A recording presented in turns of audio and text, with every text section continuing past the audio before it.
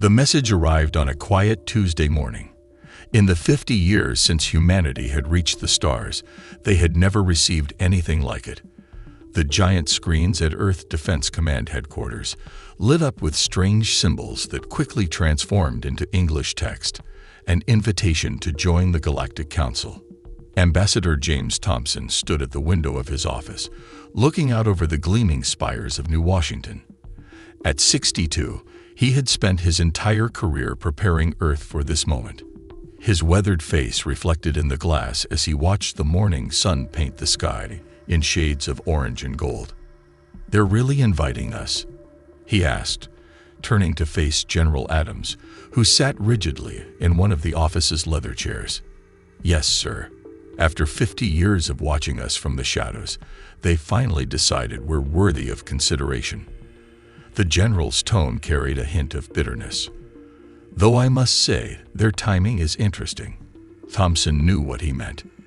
In the past decade, human colonies had expanded rapidly, pushing into resource-rich systems that the Council had previously ignored. Now, suddenly, they wanted to talk. "The President has chosen you as our representative," Adams continued, sliding a data pad across the desk. "You leave in 3 days." Thompson picked up the pad, scanning through the mission details. The Council station orbited a neutral star, far from both human and Council space. A fitting place for first contact, he supposed. That evening, Thompson sat in his garden with his wife Mary and their daughter Lisa. The artificial weather controllers had created a perfect spring night, with just enough breeze to rustle the leaves of the oak tree they had planted 20 years ago. "I don't trust them," Lisa said, her hands wrapped around a mug of coffee. At 28, she worked in Earth's diplomatic corps, following in her father's footsteps. "We've sent 17 requests for diplomatic contact in the past 5 years. Why respond now?" "Because we're finally strong enough to matter," Thompson replied, watching a shooting star, probably a defense satellite, cross the sky, or dangerous enough to worry them. Mary reached over and squeezed his hand. "Just be careful, James. We know nothing about these beings except that they've been watching us for half a century without saying hello. That's not exactly neighborly behavior." Thompson nodded, thinking about the classified reports he'd read. The Council claimed to represent 37 spacefaring species, but humans had only ever encountered their automated probe ships and warning beacons. Something about that had always bothered him. The next 2 days passed in a blur of briefings and preparations. Thompson memorized what little they knew about Council protocol, studied the basics of 6 different alien languages, and reviewed Earth's negotiating positions on everything from trade rights to colonial expansion. On the morning of his departure, Thompson stood in the launch bay of the diplomatic vessel Hope's Journey. The ship was Earth's finest, a perfect blend of elegance and hidden strength. Like humanity itself, it appeared less capable than it truly was. "Final checks complete," Ambassador Captain Miller reported, her uniform crisp despite the early hour. "We're ready when you are."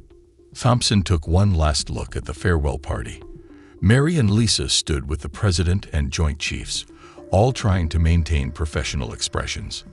He smiled, gave a simple wave, and turned to board the ship. As the airlock cycled, Thompson thought about humanity's journey to this point. From their first hesitant steps into space to their current network of thriving colonies, humans had proven themselves resourceful and determined. Whatever the Council's true intentions, he would make sure they understood that humanity had earned its place among the stars. The ship's engines hummed to life, and Thompson felt the subtle shift as artificial gravity engaged. Through the viewport, he watched Earth grow smaller, its blue-white surface gleaming like a jewel against the black of space. "Course plotted for Council Station," the navigator announced. "Transit time, 6 days." Thompson settled into his chair, already planning his approach to the negotiations ahead. He had no way of knowing that in less than 2 weeks, his death would spark the greatest war the galaxy had ever seen. The Council Station hung in space like a giant metal flower, its silver petals stretching out for miles. Thompson stood at the viewing window of Hope's journey, as they approached, trying to calm his racing heart. Something about the station's beauty felt wrong, like a Venus flytrap waiting for its prey. Docking permission granted, Captain Miller announced. They're directing us to Bay 47. As Thompson walked down the arrival tunnel, he noticed the air had a sweet metallic taste. Two tall aliens waited at the other end, their blue-tinted skin and long necks marking them as members of the elder races. They wore elaborate robes covered in blinking lights. Ambassador Thompson, the taller one said, its translator making the word sound flat. I am Guide First. This is Guide Second. We will show you to your quarters.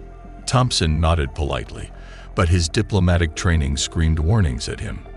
No welcome ceremony. No other ambassadors. No media. This wasn't protocol.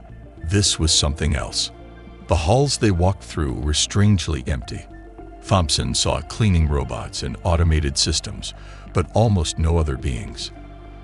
For a station that supposedly housed representatives from 37 species, it felt like a ghost town. Your quarters, Guide First announced, stopping at a plain door. The first council session begins in 6 hours. Do not leave until summoned. Once alone, Thompson activated his secure communicator. Captain Miller, are you receiving? Yes, sir. Signal is clear, but something's interfering with our other systems. Half our sensors have gone dark since docking. Keep the engines ready, Thompson said quietly. I don't like this. A soft knock at his door interrupted his thoughts. Outside stood a small, green-skinned alien with large eyes.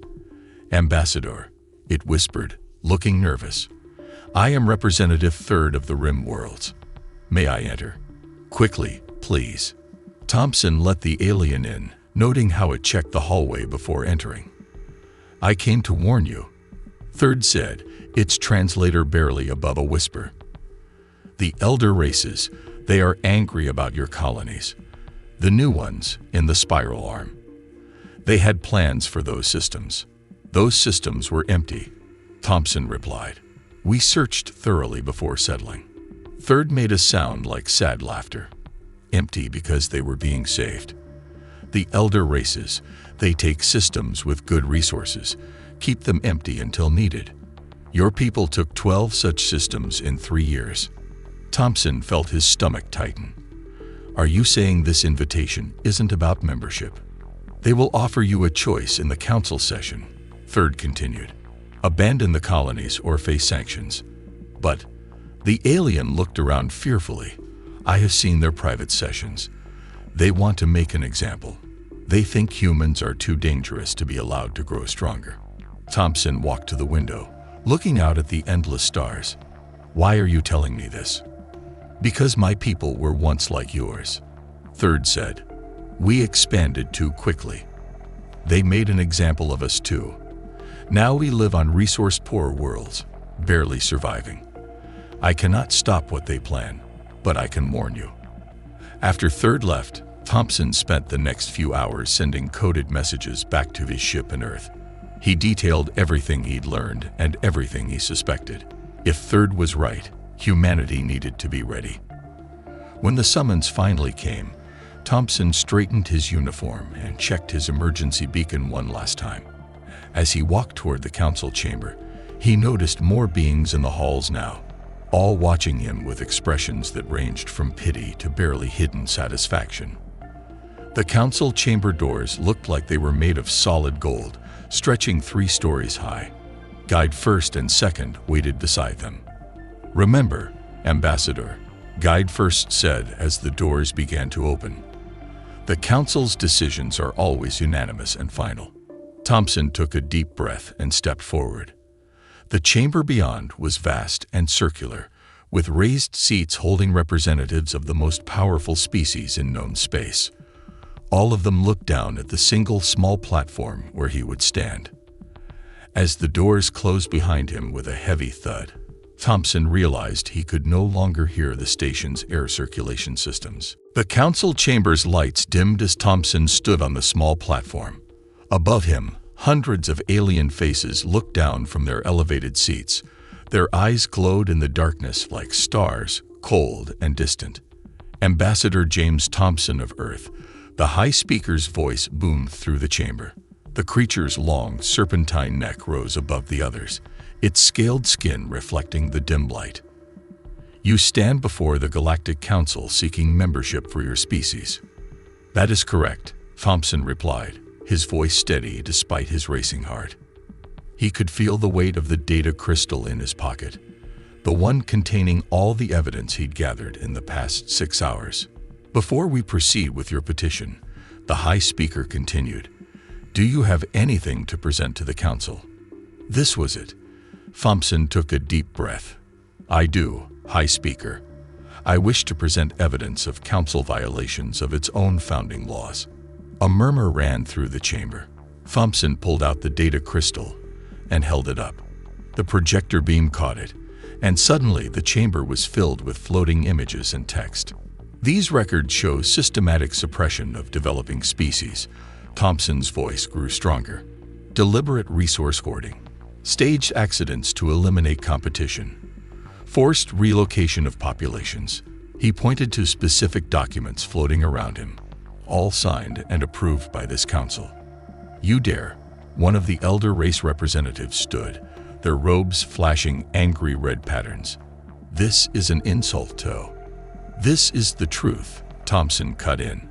And humanity will not be another victim of your corruption. We.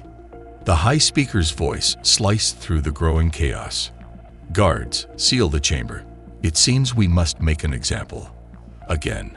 Heavy metal shutters slammed down over the chamber's doors. Thompson's hand went to his emergency beacon, but nothing happened when he pressed it. Your primitive devices have been disabled, the High Speaker said, almost gently. Now, let us show you what happens to those who threaten the order we have maintained for 10,000 years. Thompson heard a hissing sound. The air took on a strange, sharp smell. Captain Miller, he called into his communicator. Are you receiving? Yes, sir. Miller's voice crackled with static. We're picking up dangerous chemical readings in the chamber. We're trying to override their systems. But broadcast everything, Thompson ordered, feeling his skin begin to burn. Make sure Earth sees all of it. The air itself seemed to catch fire. Thompson could see his uniform starting to smoke, could feel his flesh beginning to blister. But he forced himself to stand straight, looking directly at the High Speaker. Remember this, he said, his voice raw but clear enough for the communicator to pick up. Remember what they did. Remember why. And when the time comes, he stumbled but caught himself. When the time comes, remind them why humanity survived every challenge we ever faced. The pain was beyond bearing now. Through streaming eyes, Thompson could see the council members watching impassively as his skin blackened and peeled. None of them moved to help. None even looked away. Hope's journey. Get out of here, he managed to gasp. Get the recording to Earth. That's an ord. The rest of his words were lost in a scream as the chemical fire reached his lungs. His last thought, as consciousness faded, was of Mary and Lisa. At least they would know he died standing up for what was right. Up in the observation rings, Representative Third watched with horror as Thompson's body finally collapsed. The human had known this might happen. Third's warning had made that clear, but instead of running, he had chosen to expose the Council's crimes to every human observation ship in range. As Third watched the Earth ship Hope's Journey make a desperate break for open space, pursued by Council vessels, a strange thought occurred to them. Perhaps the elder races were right to fear humans after all, but not for the reasons they imagined. Because Third had seen the look in Thompson's eyes at the end. It wasn't fear or pain or even hatred.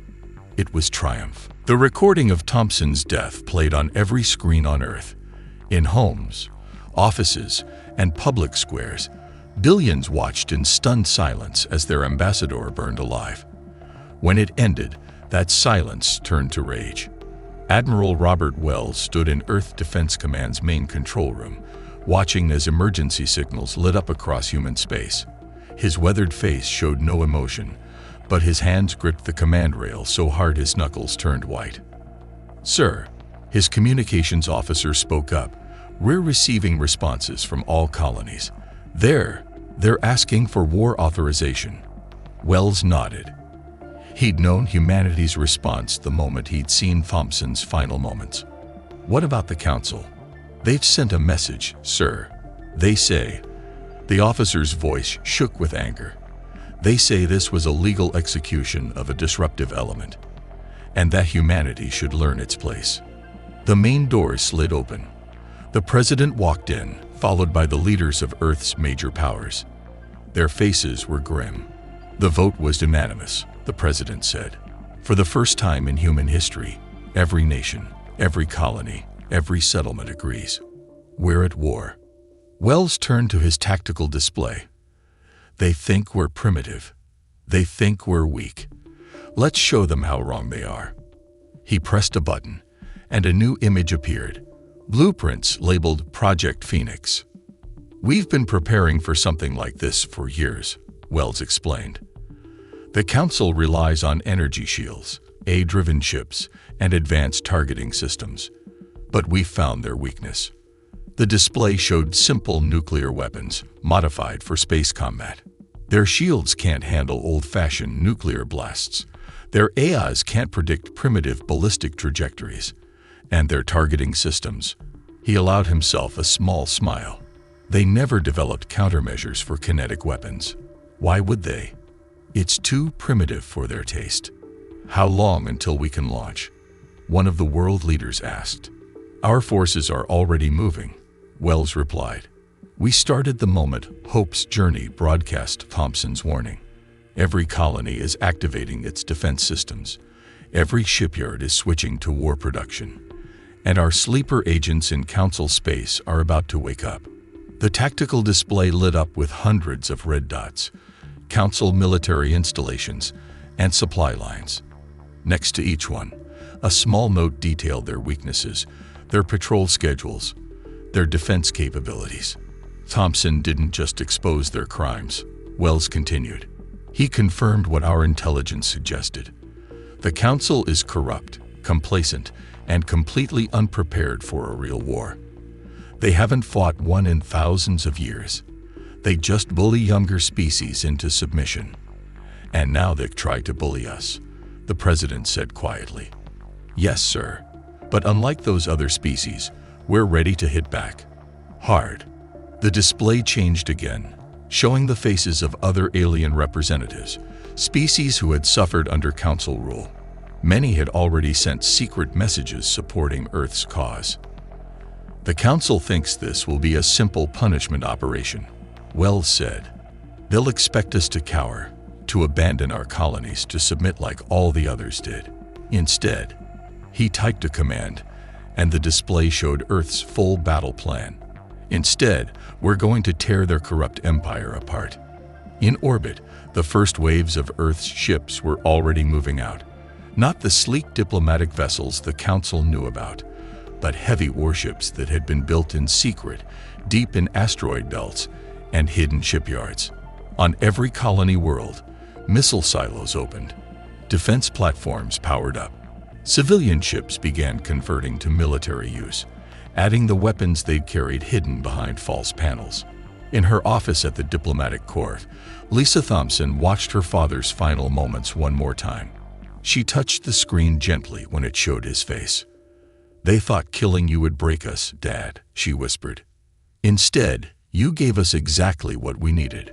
Proof of their crimes, proof of their weaknesses, and a reason to strike first. Across human space, a simple message flashed on every military channel.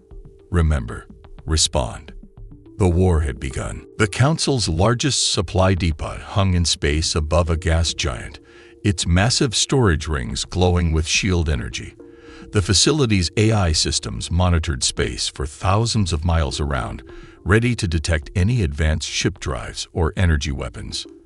They weren't looking for rocks. The first asteroid hit the outer shield at 20% of light speed. The impact overloaded the shield generators instantly. Before the facility's automated alerts could even sound, 50 more followed, each one precisely aimed. Admiral Wells watched the attack feed from his command ship, hidden in the shadow of a nearby moon. Status: direct hits on all primary targets, his tactical officer reported. Their shields never stood a chance against kinetic impacts at that speed. Their AI didn't even recognize the asteroids as weapons until impact. Wells nodded. Similar attacks were happening across Council space. Humanity's ships had spent weeks positioning simple chunks of rock, using basic thruster pods to aim them. No complex drives, no energy signatures, just physics and patience. Second phase, Wells ordered. Across the system, hundreds of supposedly civilian mining ships dropped their fake outer hulls, revealing missile batteries and gun ports. They'd been hiding in plain sight for months, dismissed by the Council as primitive resource gatherers. The depot's remaining defenses targeted the approaching ships, expecting energy weapons. Instead, the human fleet fired old-fashioned nuclear missiles, technology so ancient that the Council's defensive AI had no recognition protocols for them. Their automated defenses are trying to adapt, the tactical officer reported with grim satisfaction. But they can't predict the missile paths. Their targeting systems are designed for energy weapons and smart projectiles, not ballistic trajectories. The nuclear explosions turned space into false day. When the light faded, the Council's greatest supply depot was a spreading field of debris. Wells opened a channel to all human ships. Phase 3. Begin resource capture. Specialized teams moved in, collecting the scattered supplies and raw materials. Everything would be used to fuel humanity's war effort. On the other side of Council space, similar scenes played out. Humanity struck 60 major targets in the first hour alone. Supply lines shattered. Communication relays went dark. Defensive stations discovered that their mighty energy shields meant nothing against simple kinetic weapons moving at relativistic speeds. In the Council's emergency session chamber, the High Speaker raged at his military commanders. How are they doing this? They're primitives. Their technology is centuries behind ours. That's exactly the problem, one commander admitted. Our defenses are designed to stop modern weapons. These humans, they're using technology so old we never thought to defend against them. Nuclear weapons, kinetic strikes, even their battle tactics are unpredictable because they're not using AI combat systems. Another explosion rocked the chamber. On the main display, a Council battleship died under a swarm of simple nuclear missiles. Its advanced targeting systems, designed to track energy weapons, couldn't lock onto the primitive ballistic weapons. We've lost contact with the Outer Ring colonies, a communications officer reported. Human ships are using our own supply lines to move undetected. They're attacking everywhere at once. The High Speaker slumped in his chair. In just 6 hours, humanity had done more damage than any species had managed in 10,000 years.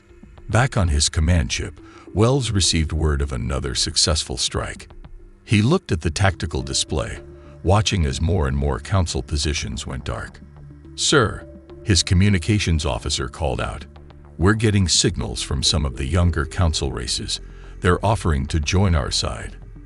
They say humanity has shown them that the Council isn't invincible."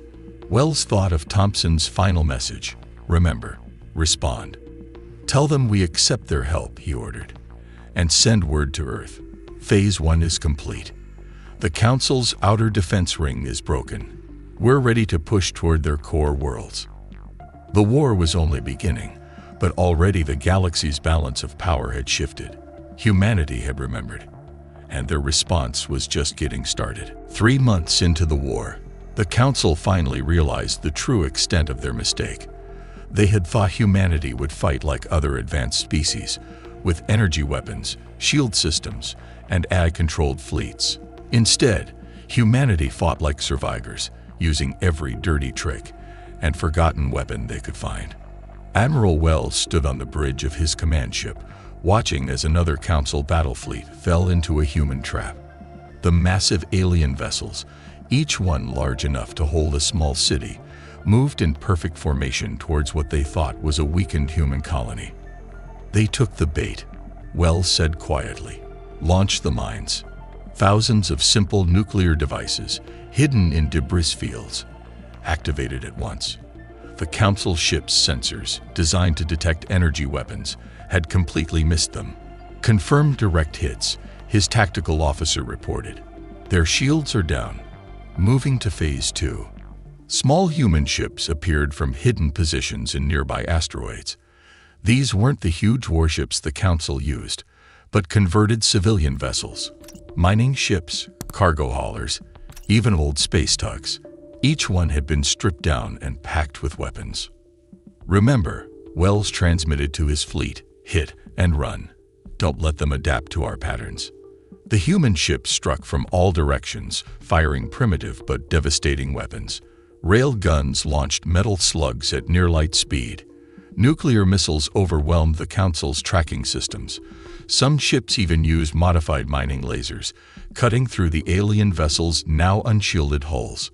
In the Council's main command center, the High Speaker watched in horror as another fleet was torn apart. How are they everywhere at once? He demanded. Our sensors show no major fleet movements. That's the problem, his military advisor said, shoulders slumped in defeat. They're not moving large fleets. They're using small ships, hiding them in civilian traffic and debris fields. Our scanning systems are too advanced. They're programmed to look for high-energy drives and weapon signatures, not these primitive methods. On a dozen screens, more battles played out. Council forces, used to fighting with precise AI targeting and energy weapons, found themselves overwhelmed by human unpredictability.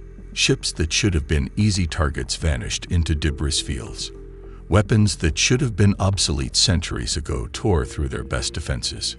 Sir, a communications officer called out, we're losing contact with more colonies. The younger races, they're revolting, using human tactics. The High Speaker felt his world crumbling. 10,000 years of Council dominance, undone in 3 months by a species they'd dismissed as primitives. Back in human space, Lisa Thompson coordinated with Earth's new allies. Former Council slave races, inspired by humanity's success, provided crucial intelligence about Council weaknesses. Some even began building their own primitive weapons, following Earth's example. Another Council fleet just surrendered, her aide reported. They're saying they want to defect. Their crews are mostly from younger races. They've seen what happened to the other fleets. Lisa nodded, thinking of her father. He had died exposing the Council's corruption, but he'd also shown the galaxy that the mighty Council could bleed. On his command ship, Wells received the latest victory reports. Human forces had pushed halfway to the Council's core worlds. Their supply lines were in chaos. Their once mighty fleets were scattered or destroyed. And now their own member races were turning against them. Sir, his communications officer spoke up. Message from Earth Command. They're calling this Operation Thompson. They say it's time for Phase 3. Wells looked at the tactical display, where the Council's capital system glowed like a distant target. Send word to all ships, he ordered. The Council forced us into this war. Now we're going to end it. Set course for their home system. In the darkness of space, thousands of human ships began to move. The Council had started this war by burning one human alive. Humanity's response had burned their empire to ash. And now, it was time to finish the job. The Council's capital system was supposed to be impregnable. 3 rings of defense stations, powered by artificial suns. Fleets of the most advanced warships ever built. Sensor arrays that could detect a meteor from light years away. None of it mattered. Human ships appeared inside the defense rings, rising out of their hiding places in cargo vessels that had been quietly arriving for weeks. Council sensors, searching for advanced drive signatures, had ignored the primitive chemical rockets these ships used for short-range movement. All ships, execute final attack plan. Admiral Wells commanded from his flagship. Remember why we're here. The battle that followed would be studied for centuries. Human vessels, many of them civilian ships converted for war, struck from every direction at once. They fought like Earth's ancient guerrilla warriors, appearing suddenly, striking hard, vanishing into debris fields before the Council's targeting computers could lock on. In the Council's central station, the High Speaker watched his perfect defense crumble. "How did they get so many ships past our sensors?" he demanded. "They hid them in plain sight," his tactical officer replied, voice shaking. "In cargo containers, in asteroid chunks, even powered down and drifting with space junk. We were looking for an advanced fleet. They sent us scattered pieces and assembled them inside our defenses." A massive explosion lit up space. One of the artificial suns powering the defense rings went dark, its containment systems destroyed by precisely targeted nuclear strikes. "We have to evacuate," someone shouted. "They're inside all our defensive perimeters." But as the Council leaders rushed to their escape vessels, they found their paths blocked. The younger races they had suppressed for so long had turned against them. In corridors and docking bays across the station, security forces faced their own soldiers. Lisa Thompson stood on the bridge of her ship, watching the battle unfold. Her vessel wasn't a warship but a diplomatic one, carrying representatives from Earth and their alien allies. They waited as human forces systematically disabled the Council's defenses. "Your father would be proud," Representative Third said, standing beside her.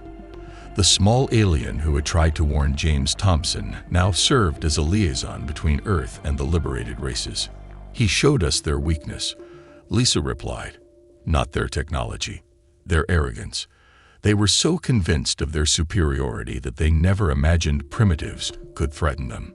Hours later, Wells' voice came over the command channel. "Capital Station secured. Council leadership captured.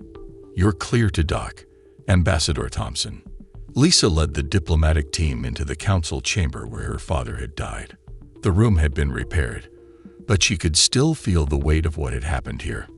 The Council leaders, now prisoners, watched as she took the Speaker's position. "6 months ago, you murdered my father in this room," she began. "You thought it would frighten humanity into submission. Instead, it united us. United all of us." She gestured to the representatives of various species around her. "Today, we're not here for revenge. We're here for justice. The Galactic Council is disbanded. In its place, we're establishing the Galactic Assembly, where all spacefaring species will have equal voice and equal rights." She looked at the former Council leaders. "You will stand trial for your crimes, not just against humanity, but against every species you've suppressed and exploited. But you'll receive something you never gave my father: a fair hearing." The chamber, once a place of corruption and death, began its transformation. Over the following days, representatives from hundreds of worlds arrived, elder races and young species working together as equals for the first time in galactic history. Admiral Wells attended the Assembly's first official session.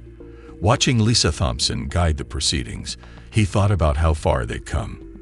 The Council had tried to make an example of humanity. They had succeeded, just not in the way they intended. Humanity had shown the galaxy that true strength didn't come from advanced technology or ancient traditions. It came from determination, adaptability, and the willingness to stand up against injustice, no matter the cost.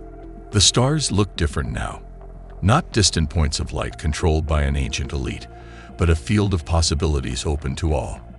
A new age had begun, born from one man's sacrifice and humanity's response. They had remembered, they had responded, and now they would lead the way forward. Like, subscribe to the channel and hit the bell.